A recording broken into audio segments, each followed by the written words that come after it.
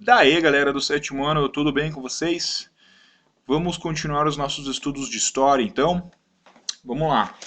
Livros em mão, peguem aí o livro de vocês, peguem a caneta, peguem o marca-texto, deixem o vídeo rolando aí no computador ou no celular de vocês, acompanhem a aula pelo livro de vocês, tá bom? Acompanhando aí a tela, vendo onde eu levo o mouse, vendo as minhas explicações aqui no cantinho da tela. E nós então agora, nessa parte 1 e também no próximo vídeo, na parte 2, nós vamos falar sobre o último capítulo do primeiro bimestre, as reformas religiosas que aconteceram na Europa na época da transição do feudalismo para o absolutismo, tá? Então, ou seja, nós vamos falar sobre reformas que aconteceram na Igreja Católica. Não podemos esquecer que todos esses capítulos estão relacionados, né? O renascimento comercial, o renascimento urbano, o renascimento cultural, o renascimento científico, que estava acontecendo aí no século XV, XVI, lá na Europa, a formação dos estados nacionais modernos com os reis centralizando o poder e formando as monarquias absolutistas, então o absolutismo nas mãos dos reis, e o mercantilismo como forma de governo. Não podemos esquecer das grandes navegações que estavam acontecendo aí, principalmente a partir das viagens do Cristóvão Colombo. E agora nós vamos falar sobre um outro acontecimento que vai ter muitos impactos no mundo, na história da humanidade, que é o assunto das reformas religiosas, que está na página 43. Tá? Então podem colocar aí na página 43 do livro de vocês, para a gente então iniciar aqui a parte 1 da aula sobre reformas religiosas, pessoal. Bom, o livro da Positivo coloca então aqui na capa do capítulo duas obras de arte, a primeira aqui do Rembrandt, tá? Onde ele chama o quadro de lição de anatomia. Observem aqui no quadro, pessoal, um professor aí de medicina, um professor de anatomia, dissecando um cadáver, né, de um homem morto, abrindo o corpo para poder estudá-lo, poder estudar os órgãos, a composição do corpo, o que, claro, demonstra então um interesse científico em conhecer o corpo humano. Claro que esse interesse desse estudo vai ser valorizado aí pelo Renascimento, né? Os renascentistas que valorizavam a razão, valorizavam aí a busca da ciência, a busca de explicações com raciocínio para tudo o que pudesse ser explicado, né? Deixando um pouco de lado aí as ideias religiosas e supersticiosas, tá? E aqui no outro quadro, nós temos aqui um quadro do Rafael Sanzio, também outro pintor do Renascimento, que se chama Escola de Atenas, tá? Mostra aqui vários filósofos lá da Atenas antiga. Não se esqueçam que Atenas aí foi um dos berços aí do pensamento crítico, da filosofia, da busca pela verdade, né, da valorização da razão, tá bom? Se vocês escutarem aí uns passarinhos no fundo, é o meu papagaio, tá? Bom, número 1, pessoal, qual era o principal objetivo do humanismo, né, que a gente pode observar nessas duas obras? Não se esqueçam, então, que o humanismo surgiu lá na Grécia Antiga e ele foi resgatado aí no século 14, 15 e 16 pelos europeus, pelos estudiosos europeus, e o humanismo basicamente significa, né, resumidamente, a valorização do ser humano, a valorização das capacidades humanas e a busca de uma vida humana mais científica ao invés de uma vida mais religiosa, tá? Número 2. De que maneira o objetivo do humanismo pode ser observado nas obras do Rafael Sanzio e do Rembrandt? Observem que na primeira imagem nós temos aqui uma aula de anatomia, né, cara? Claro que o humanismo está relacionado a isso daqui, afinal de contas, o humanismo que pregava aí a busca do conhecimento científico também, tá? E na segunda obra nós vemos a valorização da filosofia dos gregos antigos, também a filosofia humanista. E número 3, estabeleça a relação entre a difusão do pensamento humanista e o desenvolvimento de um espírito mais crítico pelos europeus. Então, o humanismo e o desenvolvimento de um espírito mais crítico, mais raciocinado dos europeus tem a ver, assim, sim, com o Renascimento, visto que o movimento renascentista vai influenciar a sociedade europeia a buscar respostas científicas para as dúvidas humanas. Tá, gente? Muito bem. Vamos começar o capítulo então falando da crise da Igreja Católica. Vocês se lembram que no final da Idade Média nós tivemos uma grande crise na Europa causada pela peste negra, causada pelas fomes, pelas guerras, pelas revoltas que aconteciam pela Europa? A própria Igreja Católica passou a ser muito questionada pelos fiéis nesse momento de tanta crise, visto que ela não deu conta, né, de explicar todas as desgraças que estavam acontecendo, ela não deu conta de tentar solucionar todos os problemas que estavam acontecendo, né? E nós não podemos esquecer, galera, que em meio a essas críticas à Igreja, a gente tem que notar que a Igreja era considerada uma das maiores senhoras feudais da Europa, pois ela tinha muitas terras, ela exercia muito poder em cima das pessoas, ela comandava a política de muitas pessoas, comandava a sociedade, a maneira de viver das pessoas, né, de muitos camponeses, ela cobrava impostos de todos os camponeses que viviam nas terras da igreja, tá? Então a igreja era muito poderosa nesse momento.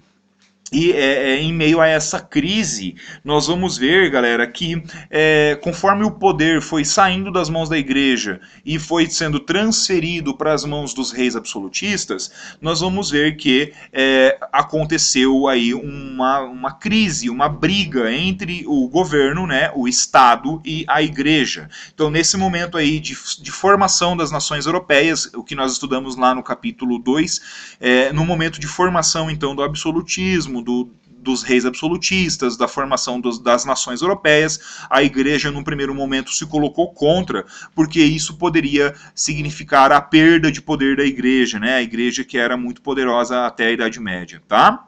Vamos responder aqui a 1 e a 2 do Organize as Ideias, rapidamente. Número 1, tá, galera? Na época da consolidação dos estados absolutistas, a Igreja Católica se opôs ao fortalecimento dos reis em um primeiro momento. Explique o que fez a Igreja se posicionar dessa forma. Então, galera, como na Idade Média o poder era descentralizado, como não havia um poder central que comandasse tudo na Idade Média, cada feudo tinha um senhor feudal, a Igreja, então, que era uma organização eficiente, comandada pelo Papa, né, tinha uma organização centralizada, a Igreja, então, durante a Idade Média, foi a grande governadora da Europa, que dominou aí a sociedade europeia. Então, no primeiro momento, ela não queria perder esse poder, então ela se colocou contra os reis. Depois, ela teve que se adaptar e passar a apoiar os reis, tá? 2. Por que o poder político da igreja poderia contrariar o propósito do Estado absolutista?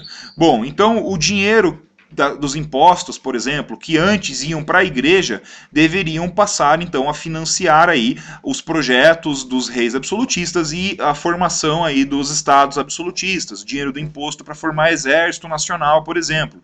Então percebam que no primeiro momento houve um conflito aí entre a igreja e os reis que desejavam aí então centralizar o poder nas mãos deles, tá? Continuando, pessoal. Então, dessa forma, galera, como a igreja, então, ela arrecadava boa parte dos impostos da Europa e os membros do clero administravam boas partes da Europa, várias regiões da Europa, né, era difícil, então, para o rei aumentar o próprio poder dessa maneira, com a igreja comandando tantos territórios.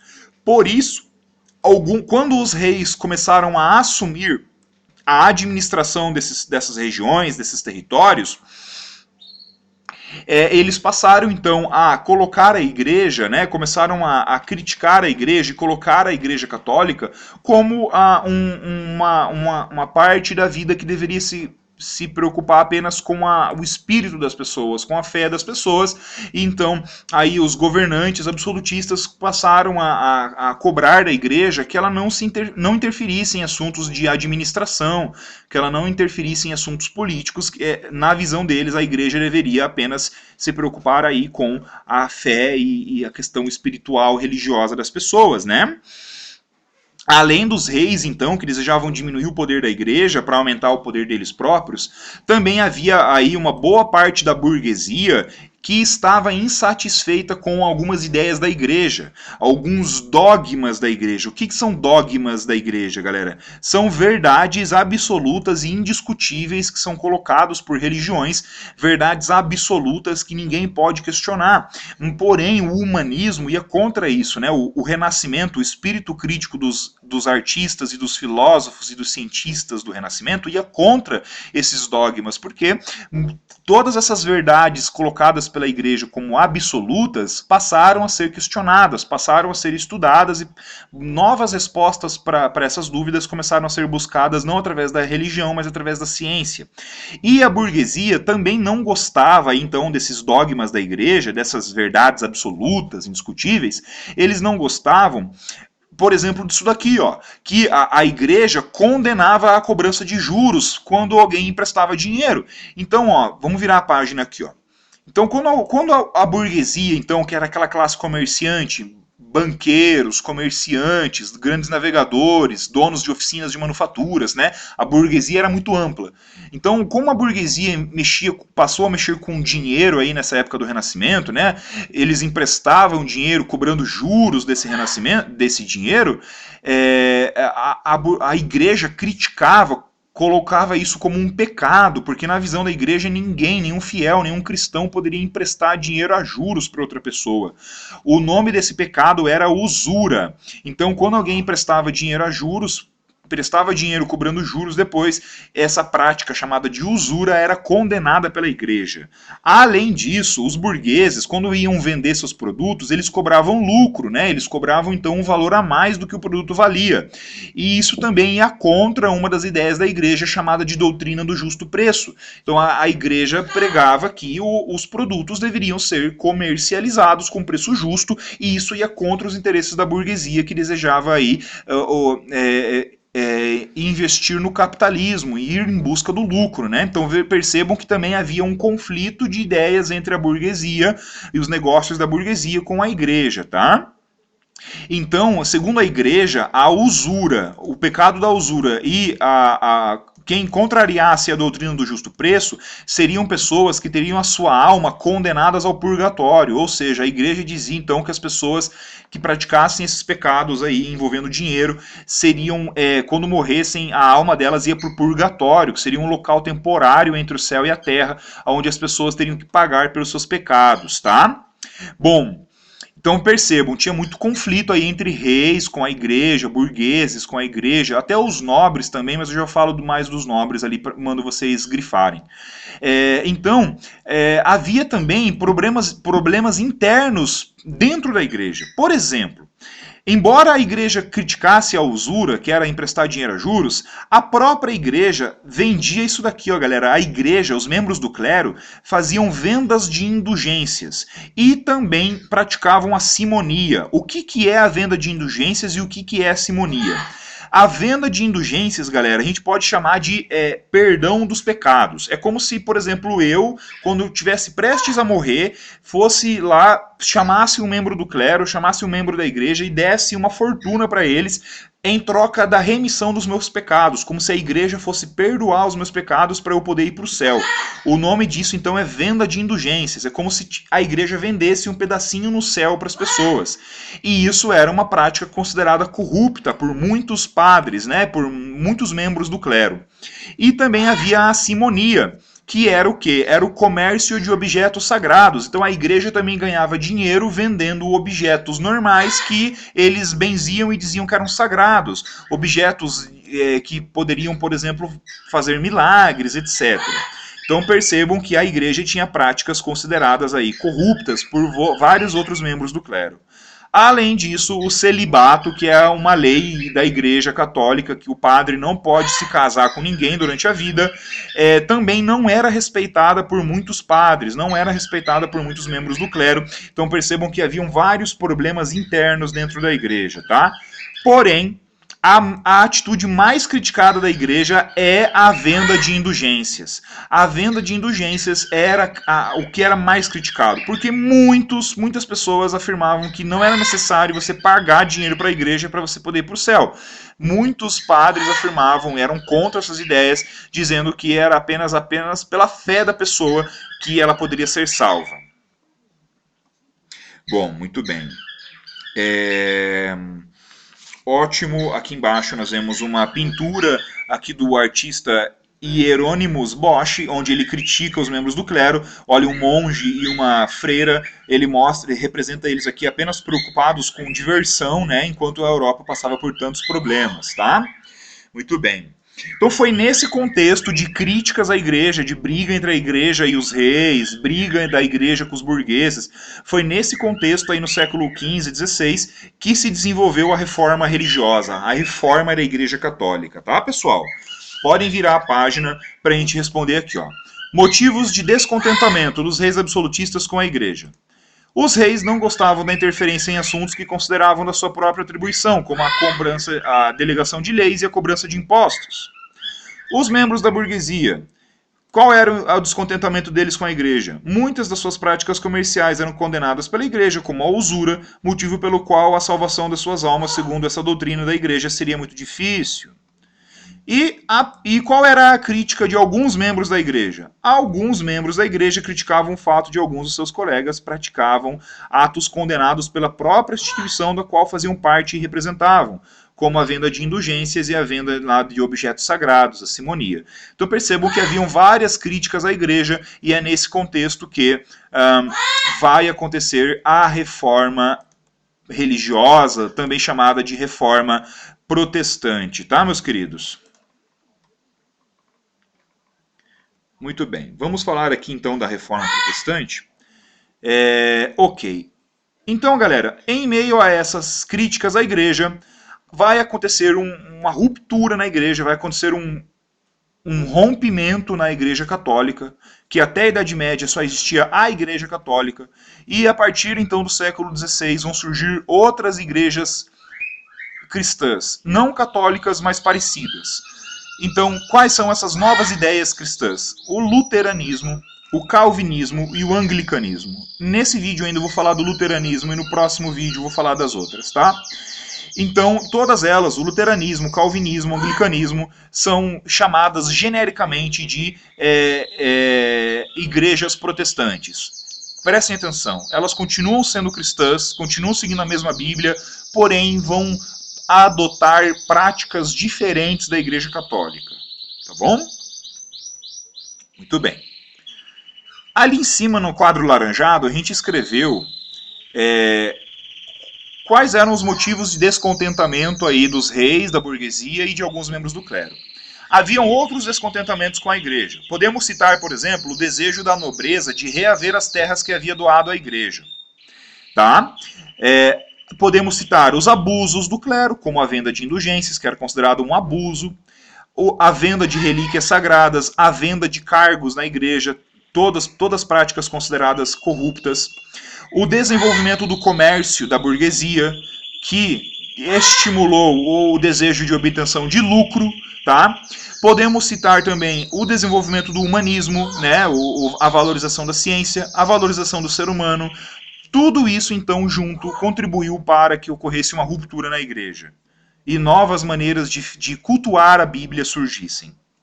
Tá? Os precursores, ou seja, os primeiros padres a iniciarem essa reforma, foi o John Wycliffe, na Inglaterra, e o John Huss, na Alemanha, no Império Romano, Sacro Império Romano Germânico, que hoje é a Alemanha, tá? Os dois se colocaram contra as práticas que eles consideravam corruptas da igreja e eles se sentiam envergonhados aí, então, por essas práticas da igreja, como a venda de indulgências. Eles diziam que a salvação da alma da pessoa seria dada pela fé da pessoa e pela vida que a pessoa teve, e não comprando da igreja, né, comprando do padre uma carta de indulgência, tá? O Hus, por exemplo, foi perseguido e condenado, morreu na fogueira, ele foi queimado vivo na fogueira em 1415, porque em meio a essas pregações dele, quando ele dizia então para as pessoas aí ignorarem algumas práticas da igreja, as pessoas da onde hoje é a República Tcheca, os camponeses que seguiam o padre Hus, rebelaram-se contra os governantes lá da República Tcheca, acreditando que além da reforma religiosa seria possível fazer uma reforma social. Então ele acabou sendo condenado à morte na fogueira porque ele causou uma revolta social na República Tcheca, uma revolta que tentou derrubar aí o governo tcheco. E Última página da aula de hoje, vamos falar sobre o principal reformador da igreja. A reforma na Alemanha, pessoal. Vamos lá? Então, a reforma da igreja, o início da ruptura da igreja, que vai se transformar em várias outras igrejas cristãs, começa em 1517, quando esse monge alemão, esse carinha aqui, ó, chamado de Martinho Lutero, percebam que ele era um monge da igreja, ele era da igreja católica, tá? Ele se manifestou contra a venda de indulgências. Então ele se manifestou contra a venda de indulgências, e é curioso citar que lá na Alemanha, na época, a igreja era muito poderosa. Ela tinha, por exemplo, 33% de todas as terras da Alemanha.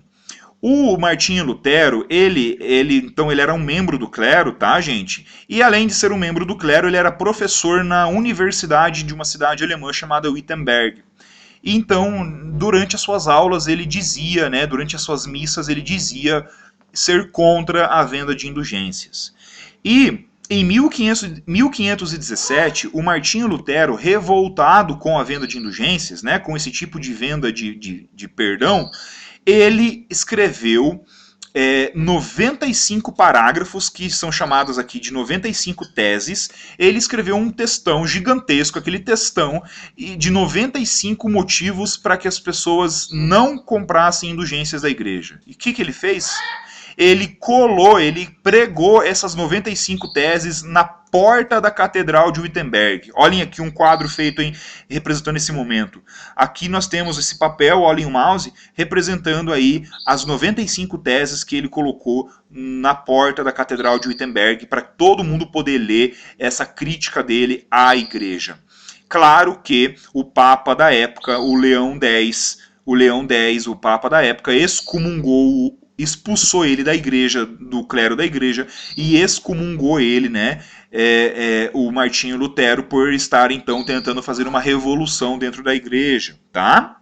Porém, apesar do Martinho Lutero ser perseguido pela igreja, ele foi protegido pela nobreza da Alemanha. A nobreza da Alemanha queria reconquistar as terras da igreja lá na Alemanha, então os nobres se aproveitaram desse momento e apoiaram as ideias do Lutero para tentar reconquistar as terras que estavam na mão da igreja, tá? Então os nobres aí desejavam diminuir os poderes da igreja e protegeram o Lutero. Ele ficou escondido em castelos, por exemplo, aí dos príncipes da Alemanha, tá? Durante esse refúgio dele no castelo, o Martinho Lutero traduziu a Bíblia do grego para o alemão, para que todos os alemães pudessem ler. É a primeira vez na história que uma Bíblia que apenas quem sabia ler grego ou latim sabia ler a Bíblia, ele traduziu para um idioma vulgar, o alemão, e todos os alemães puderam passar a ler a Bíblia. Olha que incrível, tá? Bom, agora, então, para fechar aqui, eu quero... Calma, Lourinho! Você tá bravo aí, Lourinho? Eu quero que vocês, alunos, leiam aqui, ó, algumas das teses que ele escreveu naquele papel, a tese 5, a 21 e a 36, tá bom?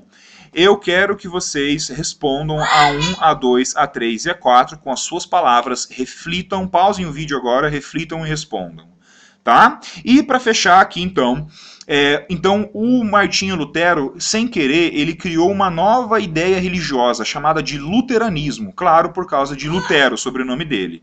Então, o luteranismo era sim uma igreja cristã, um pouco diferente da católica. E vamos ver aqui então quais eram as ideias do luteranismo, então dessa nova religião que vai surgir, tá bom, galera? E vai ser famosa na Alemanha principalmente. Primeiro item, a justificativa da salvação pela fé. Então a pessoa vai ser salva pela fé dela e não mais pela doação de dinheiro para a igreja ou pela compra de indulgências. 2. Extinção da hierarquia religiosa. Então, no luteranismo não existe aquela hierarquia da Igreja Católica, papa, bispos, etc. Livre interpretação da Bíblia. Então, no luteranismo, as pessoas, os padres luteranistas passaram a defender a ideia de que todo mundo poderia ler a Bíblia em alemão e a própria pessoa deveria interpretar a Bíblia da maneira dela, sem um padre interpretando por ela. Próximo, manutenção de apenas 2 sacramentos, o batismo e a Eucaristia.